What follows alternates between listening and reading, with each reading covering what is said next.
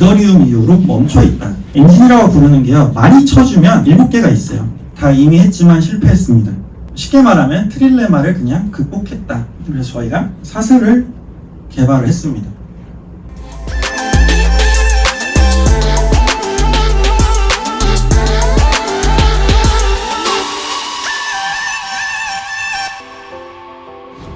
저희 아티프렌즈라는 회사가 2016년 11월에 시작을 했습니다. 그리고 지금처럼 관심을 받았던 적이 단 한 번도 없기는 해요. 그동안 기술 개발만 한다고 저희끼리 정자동에 모여있기만 하고 외부의 마케팅 같은 걸 거의 하지 않아서 거의 모르실 거예요. 처음 들어보실 거라고 생각을 합니다. 오늘 저는 이 자리에서 이제 요청을 해주셔가지고 사슬이라는 기술에 대해서 설명을 해드릴 거예요. 저는 좀 약간 찬물 같긴 하지만 저는 사실 코인을 잘 모릅니다. 죄송하게도 블록체인 일을 벌써 한 4년, 5년 정도 하고 있는데 거래소를 이용해 본 적이 한 번도 없어요. 그래서 저는 그쪽은 잘 모르는데 일단 기술에 대한 것들을 말씀을 드릴게요. 그리고 그 이후에 왜 코인 또는 토큰 이런 것들을 사람들이 쓰는지 그런 부분들도 언급을 하면 좋을 것 같습니다. 그래서 저희가 개발한 기술이라는 건 사슬이라는 이름을 가지고 있고 순우리말입니다. 그래서 체인을 말하면 사슬이죠. 그래서 뭐 먹방이라는 단어가 해외에서도 그냥 먹방이라고 쓰는 것처럼 향후에는 블록체인이라는 기술을 그냥 사슬이라는 명칭으로 바꾸고자 이름을 지어놨고요. 이 블록체인 사슬을 알기 전에 일단은 이걸 얘기를 해야겠죠. 다들 이런 얘기들 많이 해요. 블록체인 사기다. 코인엔드 얼마 잃었다. 토큰 샀는데 잃었다. 뭐 이런 얘기들 심심치 않게 들려오죠. 그 이유는 보면은 너무 많아요. 코인이니 뭐 토큰이니 이런 것들이 굉장히 많고 다들 원대한 목표를 가지고 출발하죠. 프로젝트 보면은 이 코인은 어떤 프로젝트에 쓰일 것이다. 그래서 이게 향후에 가치가 오른다. 우리 이런 거 개발할 수 있다. 이런 식으로 얘기를 하는데 한 명도 개발을 안 하죠. 그렇죠? 그래서 처음에 거래소에 상장이 딱 되면은 가치가 막 오르는 것 같다가 어느 순간이 되면은 굉장히 낮은 가치를 유지를 하고 있고 그리고 그 프로젝트는 어떤 식으로 진행되고 있는지 아무도 모르고 사실 별로 관심도 없고 그렇죠? 그런데 어쨌든 간에 코인 시장은 계속 성장을 했고 굉장히 큰 규모를 자랑을 하고 있습니다. 사람들은 블록체인이 뭔지 사실 관심이 없어요. 잘 모르시죠? 네, 코인도 사실 잘 몰라요. 그런데 삽니다. 그리고 팔고 돈을 벌기도 하고 잃기도 하고 아까 말씀드린 것처럼 대부분의 프로젝트는 돈을 모으고 나면 개발을 안 해요. 사실 대부분이라고 말씀드렸지만 100%죠. 그 어느 것 하나도 여러분들의 핸드폰 안에 디앱이라고 부를 수 있을 만한 게 깔려있는 사람 없으시죠? 왜냐면 이 세상에 디앱이라는 게 없거든요. 아직까지 단 하나도 나온 적이 없습니다. 그럼에도 이 시총을 가지고 있어요. 그렇기 때문에 저희가 바라보고 있는 거는 결국에 그 하려고 했던 프로젝트들을 실제로 성공을 하면 그게 뭐 어떤 이유에서든지 아니면 처음부터 나쁜 마음을 먹은 사람들은 안 하겠지만 내가 진짜로 이 블록체인이라는 기술을 가지고 어떤 디앱, 어떤 서비스를 만들어서 시장에서 가치 창출을 하겠다 하신 분이 기술적인 어려움 또는 뭐 어떤 현실적인 제약 때문에 못했다. 근데 만약에 그걸 할 수 있으면은 시장 규모가 이거보다 몇백 배는 커지겠죠. 몇백 배도 사실은 보수적으로 말씀을 드린 거고요. 그 이유는 블록체인이라는 기술 관점에서 봤을 때 코인이라는 거는 아주 일부분입니다. 코인이라는 거는 아주 일부분입니다. 실제로 코인이라는 거는 블록체인 기술의 부산물이라고 보시는 게 맞고요. 그 부산물의 크기가 이만큼이에요. 그래서 오늘 좀 블록체인이 뭔지부터 말씀을 드릴게요. 그래야 나중에 혹시라도 어디 뭐 투자를 하신다든가 블록체인 관련된 일에 뛰어드실 때 피해를 안 보실 수 있으니까 얘기를 좀 드리겠습니다. 네, 블록체인 개발은 이렇게 합니다. 일단 뭐 안드로이드 얘기를 해볼게요. 안드로이드는 다들 아시죠? 들어는 보셨죠? 핸드폰에서 앱 쓰실 때 안드로이드 쓰시잖아요.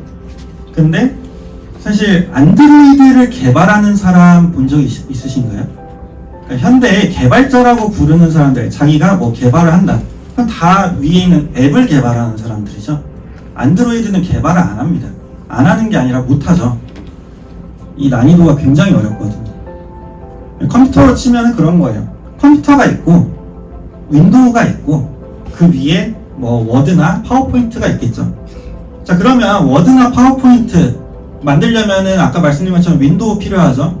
윈도우 필요한데 윈도우가 성능이 안 좋으면은 아무리 제가 잘 만들어도 워드 파워포인트 느리게 돌아가겠죠. 근데 윈도우가 아무리 좋아도 컴퓨터가 90년대 컴퓨터면은 안 되겠죠. 그러니까 그것처럼 이게 완벽하게 이렇게 하이어키를 가지고 있기 때문에 블록체인 개발에서 어떤 뭐 성능적인 거, 뭐 사람들이 말하자면 속도니 뭐 수수료니 이런 거 얘기하는데 그런 것들을 해결하기 위해서는 가장 근본적으로 엔진의 성능이 가장 중요합니다. 그런데 현존하는 블록체인 개발자의 거짓말 안 치고 99.9%는 여기를 합니다. 그리고 나머지 0.1%가 이거래요. 이거는 전 세계에서 아무도 안 합니다. 네, 엔진이라고 부르는 게요, 많이 쳐주면 7개가 있어요. 비트코인, 이더리움은 유명하니까 아시겠죠? 비트코인, 이더리움이 메인넷이라고 부르기도 하지만 사실 그 전에 그냥 엔진 그 자체입니다.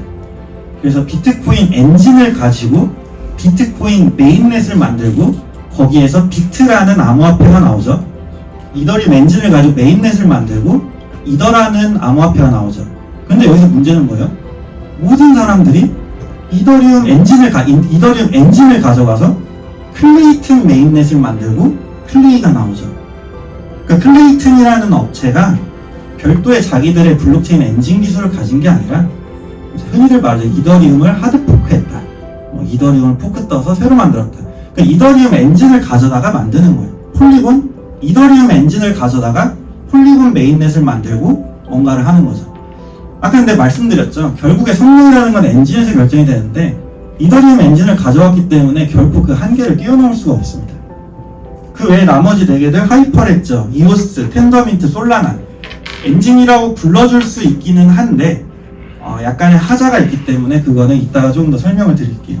그리고 마지막으로 저희가 만든 사슬입니다. 그래서 전 세계의 엔진은 7개밖에 없어요. 그리고 그 어느 곳에 가셔도 내가 블록체인을 처음부터 만든다라는 사람은 볼 수가 없습니다. 자, 왜냐면 진짜 어렵습니다. 비트코인 2009년에 나왔죠. 이더리움이 2015년에 나왔습니다. 6년 동안 아무도 개발을 안 했네요. 자, 대기업들이 다 뛰어들면 할 수 있지 않을까. 다 이미 했지만 실패했습니다. 자, 삼성 2017년에 블록체인 만들겠다. 아직까지 아무런 소식이 없죠. LG 2018년에 하겠다. 아직까지 아무것도 한 게 없습니다. KT 마찬가지 2019년에 하겠다. 지금까지 아무것도 안 나왔죠. 이거는 기업의 규모가 크고 작고의 문제가 아니라 그냥 난이도가 어렵습니다. 그리고 여러분들이 알고 계시는 블록체인은 개발자의 이름을 명확히 알고 있죠. 집단지성으로 만드는 기술이 아닙니다. 비트코인 누가 만들었죠? 사토시가 만들었죠. 이더리움 누가 만들었죠? 비탈릭 부테린이 만들었죠. 텐더민트 재권이라는 사람이 만들었죠. 그러니까 이름이 다 있어요. 결국에 한 명의 누군가가 그냥 자기를 희생해서 만드는 게 엔진 기술이고, 그렇기 때문에 이런 뭐 아무리 뭐 몇 천억을 들이고 몇만 명이 들어가도 안 되죠. 그리고 그 천재들이 만들어도 여기 보이시나요? 38,090번? 자, 비트코인 다들 완벽하다고 알고 계시지만 처음 나와서 지금까지 38,090번 고쳤습니다. 그러니까 끊임없이 고쳐가는 거예요. 이더리움은 14,300번 고쳤습니다. 그러니까 이렇게 아무리 사람들이 완벽하다고 얘기하는 기술들도 계속해서 수정을 할 수밖에 없고, 그만큼 엔진 개발이라는 게 난이도가 어렵습니다. 그래서 기술이라는 거는 사실상 이더리움 이후로 멈춰 있다. 그러니까 블록체인 시장에서 코인이라는 것은 그 사이에 굉장히 많이 나오고 사람들이 뭐 새로운 게 되나 보다, 뭐 블록체인이 혁신적인 기술인가 보다 하지만 실제 기술 수준은 2015년에 멈춰 있다는 거죠. 그래서 저희가 2022년도에 사슬이라는 거를 오픈을 했는데 저희 생각에는 이더리움 다음으로는 결국엔 사슬 이상의 기술을 본 적도 없고 누가 와도 저희보다 기술력이 좋다고 말을 못할 거라고 확신을 합니다. 그거는 좀 이따 직접 보셔야겠죠. 자, 왜 어렵냐, 그리고 아까 그 외에 나머지 4개의 엔진이 있었는데 그 4개는 설명을 안 하느냐 라고 물어보시면은, 이 블록체인이라는 곳에는 트릴레마라고 하는 명제가 있어요. 그러니까 이 3개를 한 번에 달성을 못한다예요. 근데 블록체인이 완벽해지려면 이 3개를 달성해야 된다라는 약간 좀 말도 안 되는 얘기죠. 그래서 이 3개를 달성을 못합니다. 여기에 있는 뭐 확장성, 탈중앙화, 보안성 이런 게 있는데, 여기서 가장 중요한 거는 탈중앙화와 확장성, 이 2개를 보시면 돼요. 확장성이라는 건 결국에 속도예요, 속도. 얼마나 확장이 가능하냐. 그러니까 사람이 많이 써도 수천 명, 수만 명, 뭐 수억 명이 써도 속도가 유지가 되냐라는 게 확장성이고요. 탈중앙화는 말 그대로 중앙 서버가 없다라는 얘기죠. 이 중앙 서버가 없다라는 탈중앙화를 잘못 이해하고 계시는 분들이 조금 많아요. 이거는 민주주의 같은 개념도 아니고요. 뭐 그런 게 아니에요. 뭐 코인을 한 명이 많이 들고 있으면 탈중앙화가 아니지 않냐. 그거는 공산주의죠. 그죠? 그래서 탈중앙화는 기술적인 의미로 서버가 없다입니다. 자, 그 얘기를 조금 더 해볼게요. 전통 시스템입니다. 보이시죠? 중앙에 뭔가 서버가 하나가 있고 나머지 친구들은 저 중앙 서버 하나를 맴돕니다. 제가 뭐 지난번에도 했던 얘기지만 부산에 있는 국민은행에 가서 제가 10,000원을 넣었어요. 입금을 했습니다. 그러면 부산에 있는 국민은행에서 그 10,000원을 처리를 하나요? 아니죠. 어딘지 모르겠지만 예를 들어 서울이라고 칠게요. 서울에 있는 국민은행 중앙 서버가 그 자료를 받아서 처리를 하고 처리된 결과값을 부산 국민은행에 있는 ATM에서 보여주기만 합니다. 그러니까 사실상 부산 국민은행에 있는 거는 중앙 서버가 아니죠. 반대로 말하면 서울에 있는 국민은행 서버가 공격당하거나 화재가 난다거나 해서 내려가면 국민은행 전체 서비스가 멈춥니다. 그렇죠? 카카오 불났죠? 그리고 안 되죠. 네, 그게 중앙 서버입니다. 장점이라고 하면은 그냥 빨라요. 사실 굉장히 편합니다. 이 중앙 서버가 있는 전통 시스템이 편해요. 왜냐면 중앙에 있는 서버 하나만 잘 보안을 완벽하게 해놓고 얘가 모든 것들을 처리할 수 있게 해놓으면은 사실 아무런 문제가 없습니다. 근데 이제 반대로 문제는 그 중앙 서버가 공격당하면은 모든 게 멈춘다. 그리고 내부자를 해결을 못합니다. 여러분들 이상한 문자 많이 받으시죠? 저도 전화 이런 거 보는데 그게 다 뭐예요? 개인정보가 어딘가로 유출됐다라는 심리적인 추측을 하십니다. 개인정보는 보통 어디서 유출되나요? 네, 뭐 회원가입, 그쵸? 근데 신문기사들 보면은 어디가 해킹당했다 라고 하는데, 이 해킹에도 사람들이 가지고 있는 환상이 있습니다. 전 세계에 있는 거의 모든 해킹의 99%는 내부자 소행입니다. 여러분들이 보시는 뭐 영화에서 보는 것처럼 외부에서 뭐 엄청나게 멋있는 프로그래머가 타닥타닥 쳐서 데이터를 빼오고 이런 것들은 영화예요. 거의 불가능합니다. 그게 내부자가 한다는 거죠. 그 내부자가 누구예요? 국민은행 예로 들었지만 국민은행을 비난하는 건 아닙니다. 그러니까 예시입니다. 국민은행에 누군가 나쁜 마음을 먹은 직원이 있어요. 근데 외부에서 안에 있는 회원 정보 빼주면은 돈을 뭐 너의 한 30년치 연봉을 주겠다. 그러면 그 사람은 그냥 눈 딱 감고 빼면 되는데요. 그쵸? 그리고 만약에 걸렸을 때 퇴사하면 되잖아요. 이미 30년치 연봉을 받았는데. 그런 식으로 해서 보통은 내부자들이 데이터를 빼냅니다. 그거를 못 막죠. 거래소 해킹 당한다. 거래소 해킹은 누가 하죠? 북한이 하나요? 북한이 거래소를 해킹할 정도의 실력이 있으면 펜타곤도 뚫었을 거예요. 네, 보통은 내부자 소행이라고 보는 게 적절하죠. 이거를 못 막습니다. 그렇기 때문에 중앙 서버에 어떤 문제가 있다는 거고요. 탈중앙화라는 건 어떤가요? 말 그대로 중앙에 있는 서버가 없습니다. 이게 어떻게 가능하냐? 이거부터가 머리가 아프죠. 네, 중앙에 뭔가 처리하는 서버가 없어요. 그렇기 때문에 참여하고 있는 여러 개의 이 블록체인에서 노드라고 부르는 애들이 자주 들어갔던 합의라는 과정을 거쳐서 데이터를 처리를 해줍니다. 그 합의하는 공통된 규칙을 우리가 어떤 뭐 합의 알고리즘 이런 식으로 부르기도 하는 거고, 쉽게 표현하면 채굴이라고 얘기도 하고, 어디서는 뭐 지분 증명이라고도 얘기를 하고. 자, 그래서 중앙 서버가 없어요. 그 말은 여기에 있는 서버 절반이 갑자기 공격당해서 꺼져도 나머지 몇 개만 살아있으면 서비스가 안 멈춥니다. 굉장한 장점이죠. 그리고 모두가 다 동일한 데이터를 들고 있어야지 서로 뭐 합의를 하겠죠. 서로 알고 있는 게 똑같아야 되니까. 그래서 내부자 소행이라는 게 발생할 수가 없습니다. 제가 제 컴퓨터에 있는 제 계좌 잔고를 바꾼다고 해서 안 바뀌어요. 중앙 서버는 제가 중앙 서버 관리자면 제가 바꾸면 바뀝니다. 근데 여기는 제가 바꾸면 저만 바꾸고 나머지 애들은 안 바뀌어 있기 때문에 오히려 저를 왕따시키게 돼요. 그래서 이 탈중앙화라는 게 어떻게 보면은 블록체인의 가장 핵심 개념인 거죠. 근데 문제는 뭐예요? 지금 컴퓨터 지금 8대밖에 없는데 선이 굉장히 많죠. 여기에서 그러니까 선이 참여자가 늘어나면 늘어날수록 이 복잡함의 정도가 기하급수적으로 늘어납니다. 그래서 속도가 떨어지죠. 그래서 확장성 문제가 발생한다라고 얘기를 하는 거예요. 자, 비트코인과 이더리움 1.0 같은 경우에는 완벽하게 탈중앙화가 되어 있어요. 여러분들 집에 가셔서 그냥 컴퓨터에다가 비트코인 코드를 내려받아서 돌리면 여기 들어갈 수 있습니다. 뭐 채굴이 될지 안 될지는 모르겠지만 어쨌든 들어갈 수가 있어요. 그래서 비트코인의 지난 15년 동안의 거래 기록을 내가 다 가지고 올 수 있습니다.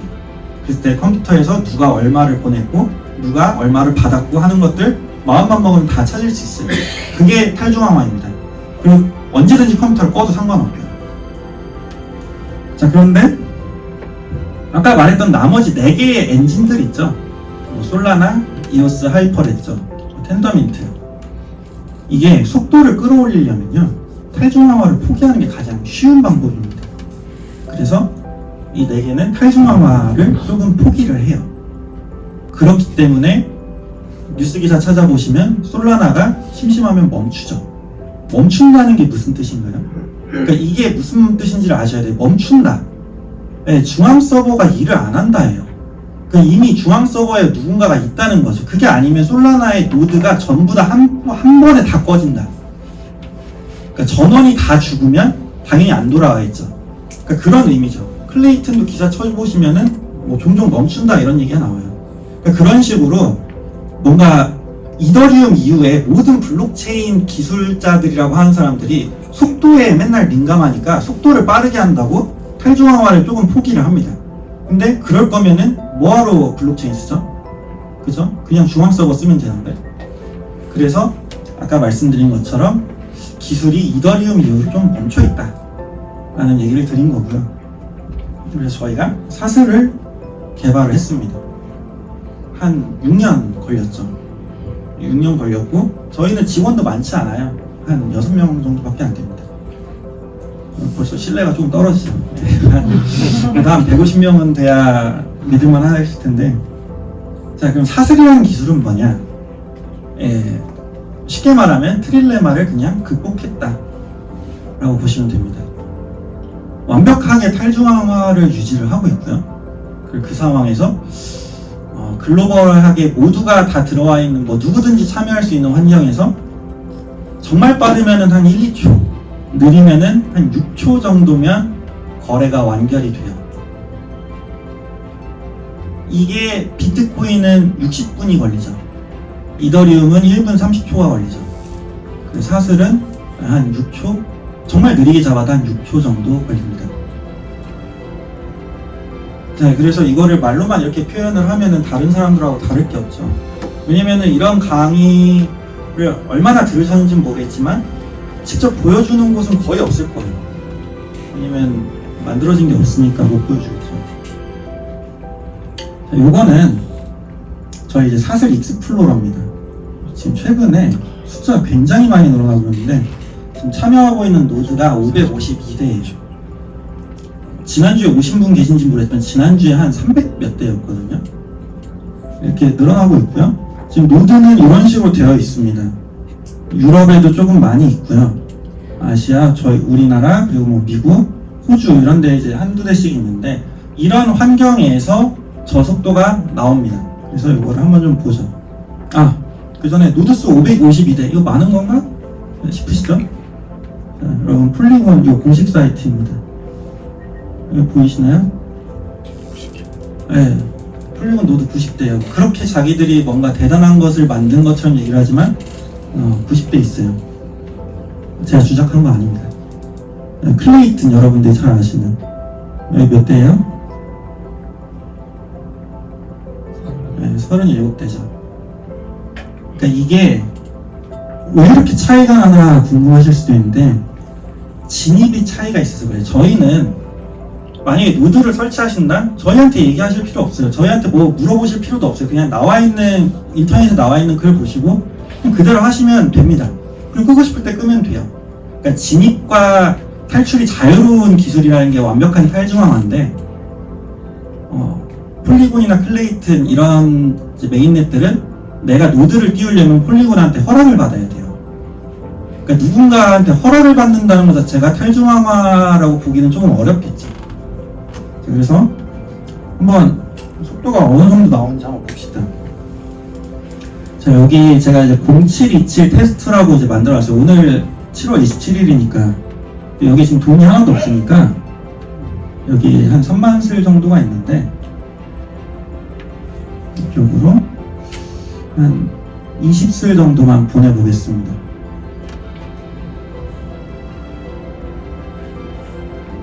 자, 지금 이제 이렇게 해서 트랜잭션 전파가 성공이 됐고 아마 한 6초 이내로 잔고가 바뀌게 될 겁니다. 그래서 이쪽으로 제가 이제 돈을 보냈는데 들어와서 새로 고침을 좀 눌러주면은 갔네요. 네. 그러니까 이게 어떤가 좀 아주 빠른 속도는 아니긴 했지만 그래도 이 정도면은 여러분들이 알고 계시는 블록체인 느리다? 랑은 좀 거리가 멀죠. 그리고 당연히 제가 방금 보냈던 기록은 여기에 보면은 그 사이에 또 누가 있네요. 요즘에 유저가 많아져요. 여기 보시면은 보이시나요? 20슬 간 거 같죠? 근데 이렇게만 봐도 거짓말일 수 있잖아요. 사실 지금 이 제 맥북도 노드거든요. 그래서 이 맥북에도 저 전송됐던 데이터가 그대로 들어있을 거예요. 일단은 얘를 멈춰볼게요. 자, 멈추고 이렇게 멈추기만 해도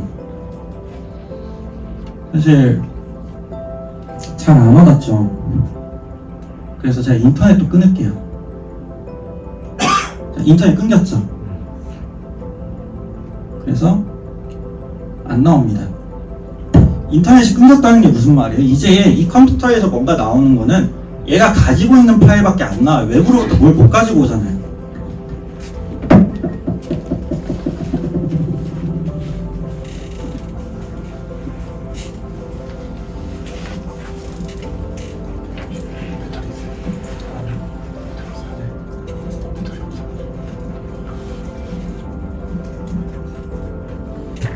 자, 좀 어려워 보이지만 당황하실 거 없습니다. 필요한 것만 보여드리면 되니까요.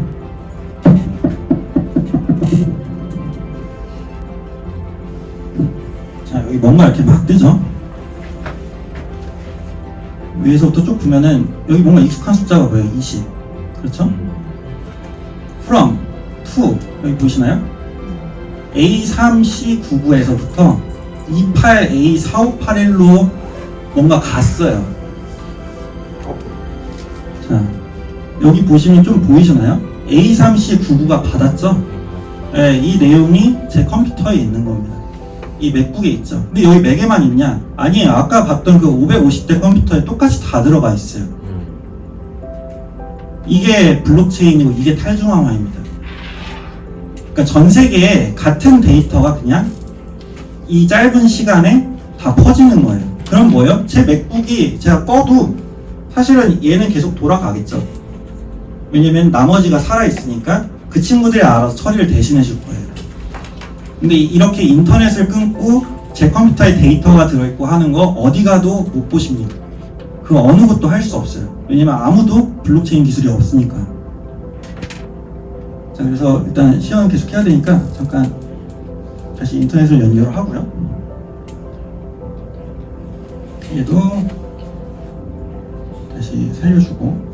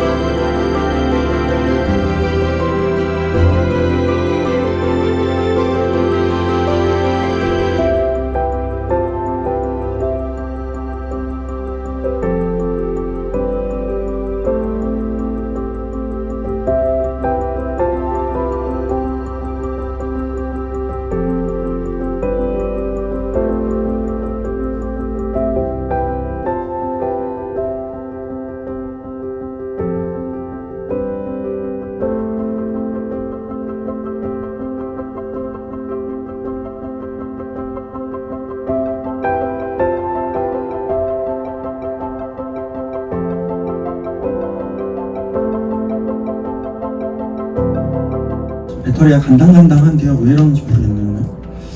일단 이어서 좀 해볼게요. 자, 이게 지금 제가 탈중앙화 속도 이런 것들을 보여드리는 거고요. 이어서 한번 보겠습니다. 자, 그래서 이 기술, 이게 빠르고 뭔가 만들었다. 그러면 어디다가 쓸 수 있냐? 앞으로 향후 그럼 블록체인은 뭐 무슨 기술이냐까지 말씀을 드려야겠죠. 그래서 여러분들이 그나마 익숙하신 NFT에 대해서 좀 얘기를 드릴게요. 자, 원래 블록체인 어때요? 여기 왼쪽이 좀 그림이 이상하지만 블록이에요. 블록에 뭘 넣나요? 정보를 넣죠. 그러니까 블록에다가 뭔가 데이터를 저장을 해요. 그 데이터는 뭐냐면은 누가 from 누구로부터 누구한테 얼마 보냈다, 그쵸? 누구로부터 누가 얼마 보냈다, 이 내용 딱 넣어놓는 거예요. 그래서 얘가 안 바뀝니다. 이게 블록체인이죠. 아까 보셨던 것처럼 from, to, amount 이것만 있으면은 사실 계좌 뭐 내용을 위변조할 수가 없겠죠. 자, 그러면 NFT라는 건 어떻게 만들면 돼요?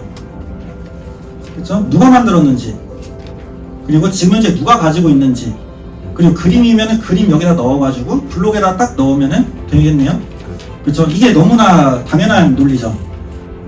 그런데 지금까지 그러면은 탈중앙화도 지키지 않았고 블록체인 기술도 뭔가 가지지 않았던 사람들이 수많은 프로젝트들이 NFT 한다고 했을 때 어떻게 하냐, 이렇게 합니다. 자, 이미지를 먼저 IPFS라는 데다가 넣어요. IPFS는 분산 저장 시스템이라고 해가지고 분산 파일 저장 시스템, 별도의 어떤 서버 같은 거예요. 별도의 공간에다가 저장을 합니다. 그러면 뭐가 나와요? URL을 던져줍니다. URL이라는 건 주소창이에요. 인터넷 주소창. 그래서 요거를 치면은 그 그림이 나옵니다. 그리고 이 주소를 갖다가 여기다가 넣어요. 그러니까 그림을 여기다가 넣는 게 아니라 주소를 여기다가 넣어요. 그리고 얘를 여기다 넣습니다. 왜? 왜일까요? 아까 말씀드린 것처럼 느리니까. 그쵸? 느리고 블록에다가 넣을 수 있는 용량이 한계도 있고 하니까 이렇게 넣습니다. 근데 여기서 가장 중요한 건 뭐예요? 저기 있는 저 URL, 저거 사라지면 어떻게 하죠? 쟤는 블록이 없잖아요. 쟤 사라지면은 이거는 이 주소가 얘 거라는 건 알겠는데 이 주소에 있는 내용이 사라지네요. 그쵸? 그래서 NFT가 성공을 못하는 겁니다. 이런 식으로 접근을 하기 때문에 NFT라는 게 다 사기처럼 느껴지고 이걸 어디다 쓰나 이 생각이 드시는 거예요.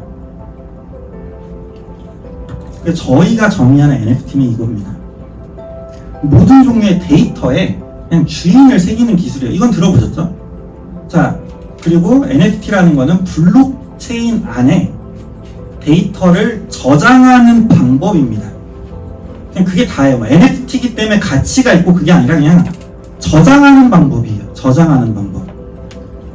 그래서 이걸 보여드리겠습니다. NFT라는 게 실제로 돌아간다고 하면은, 자, 제가 이렇게 있죠. NFT를 만들어 보겠습니다. 그냥 만들면 돼요. 자, 파일은 어떤 걸 넣을까요?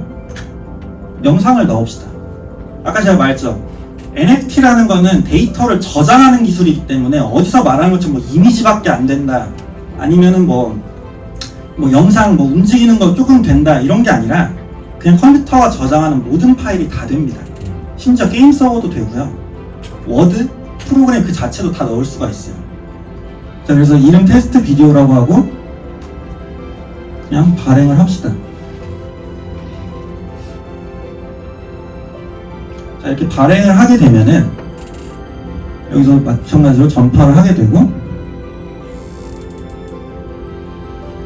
활동 내역에 가보면은 이렇게 NFT를 만들고 있습니다. 민팅을 하고 있죠. 그래서 수수료가 조금 나가게 되고 뭐가 생겼네요. 그쵸? 자, 뭐예요? 그냥 영상이 나와요. 그냥 이게 NFT입니다. 이 파일을 사슬이라는 데다 그냥 저장을 한 거예요. 근데 이렇게 보면은 이게 무슨 차이냐? 자, 여기서도 한번 보죠. 민트했던 내용 여기 보이시나요? 이거 뭐죠? 이게 영상입니다. 이게 영상이에요. 그냥 컴퓨터가 영상이라는 걸 재생할 때 읽는 그냥 파일이에요. 이 영상 파일을 그냥 그 자체로 블록에다가 저장을 해놓는 거죠.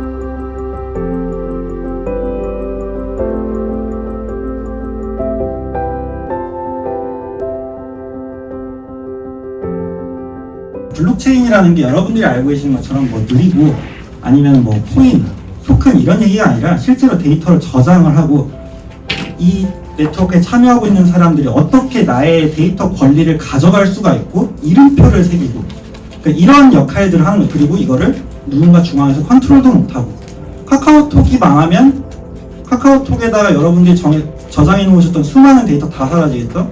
그리고 뭐 물론 저희보다는 늦게 망하겠지만 구글이 망하면 구글 드라이브에 있는 여러분들 파일 전부 다 사라지겠죠. 근데 이런 식으로 블록체인의 경우에는 내가 노드만 켜놓으면 여기에 저장해놨던 나의 부동산 계약서, 뭐 아니면 뭐 매매 계약서, 각종 뭐 중요한 것들 있죠. 저장해놓으면 내가 컴퓨터를 마지막으로 끄기 전까지 안 사라집니다. 그리고 남들은 열어볼 수도 없겠죠. 이런 식으로 쓸 수 있는 게 그냥 기술입니다. 그래서 저는 아까 말씀드렸다시피 뭐 코인 이런 쪽은 전문가가 아니고요. 이렇게 블록체인이 쓰일 수 있는 미래가 있다 정도로 마무리를 하겠습니다. 감사합니다. 네, 다시 한번 큰 박수 부탁드리겠습니다. 네.